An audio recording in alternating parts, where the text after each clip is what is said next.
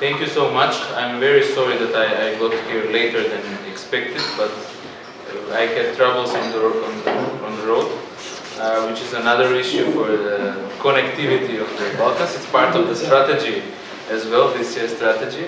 First time speaking in Pristina, and that is why I put so much effort to come, because this is the busiest day of the year for me and for our organization, because we prepare every year a comparative analysis for the last 4 years of the progress reports.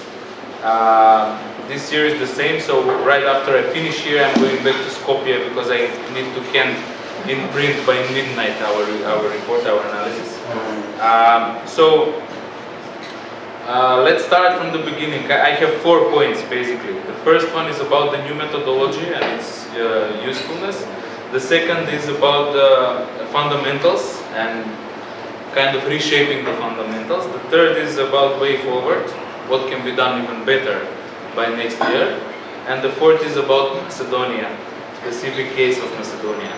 The new methodology is really encouraging. I know that some of you here, especially we had a chance to discuss with Besa and with other people from Stability Initiative, but also from other organizations, that criticize so much the methodology of progress report because it has occurred to be futile, to be obsolete.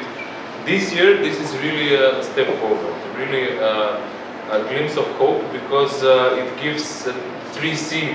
It gives the basis for comparison, for competition, and for cooperation at the same time.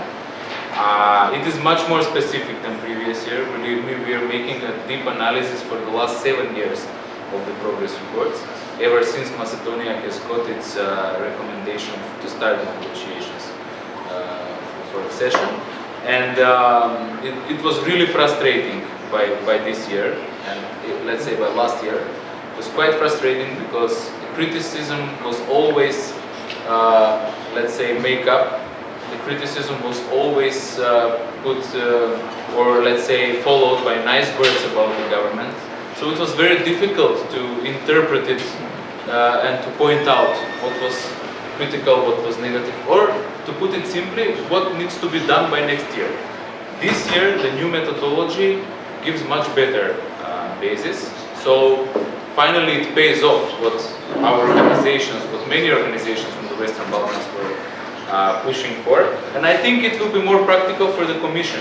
The EU progress report will get bigger credibility with this methodology because according to our survey polls, 60% of the people in Macedonia believe that the EU progress report is a credible source of information and of assessment. So it is important to have this credibility, because I thought that the credibility of the European Union, especially in Macedonia, has rapidly decreased because of the name issue and the problem, along with the political crisis. About the fundamentals, I think they are very, very helpful, but they are not enough. This list of rule of law and fundamental rights, economic criteria, public administration reform, these 3 additional chapters, public procurement, statistics, and financial control, are good basis. But one thing is really missing. I think the political dialogue is one that is missing in the fundamentals. And I think we can see that it is a trouble in all the countries of the region. It is for sure a trouble in Macedonia. We have so low level of political dialogue. The opposition was so long time out of the parliament. We had so hard clashes between the political opponents. And this last year is the most radical. But I think building of the capacity of the parliament is very important. And that's why the political dialogue should be also among the fundamentals. So if anyone from the European Commission is in the room, it would be great to write this down. Yeah, that's why I said it. I think it is very similar in Kosovo. Not European Commission. No? External Action Service. Even better. Even better. So the political dialogue is something that needs to be enhanced among the fundamentals, because it is also a problem in Kosovo, in Albania probably, in Bosnia for sure, Serbia as well. So it's a regional trouble. Number 3, what is the way forward? I think what can be smelled in the air is that the regatta approach is coming back slowly but surely. We know that at the end of the 90s, the European Union has endorsed this regatta approach, meaning that all the countries of the Balkans will be treated in a group and will be talked to in a group, just it was with the Central and Eastern Europe.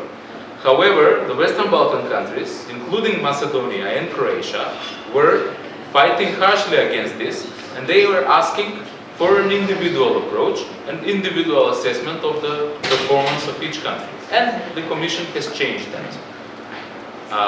Unfortunately, Macedonia didn't keep up with that rhythm. Croatia did, even though Macedonia and Croatia started the process at the same time. Croatia is now a member state, Macedonia is where it is. So now, I think, with the Berlin process that started last year, and Vienna summit that was this year, I was there, some other people from this room were there in Vienna, the EU Western Balkan Summit. We could see that the regatta, the group approach of the region is coming back, like it or not. So, if it's so, then I think that my proposal, the proposal of our organization, is that to give more substance to the Berlin process. That is maybe a way forward. What would it mean? Through the Berlin process, we can start the negotiations, accession negotiations, with all the countries of the Western Balkans, and by that we'll give much more credibility to this Berlin process. Otherwise, it will be only 1 year summit, annual summit, when we'll gather the politicians, we'll have a nice big talks about the European future of the Balkans, but nothing in specific. If we open negotiations for all the countries of the region through the Berlin process, at least for 24 and for chapters 23 and 24, which were designated as a beyond fundamentals, as something to begin with and to end with. So I think the European Union, the member states should think about it.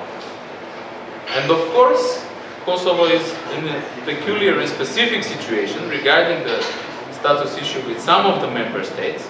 But I think for a beginning, the visa liberalization should take place for Kosovo, because it is an unjustified act that only Kosovo has this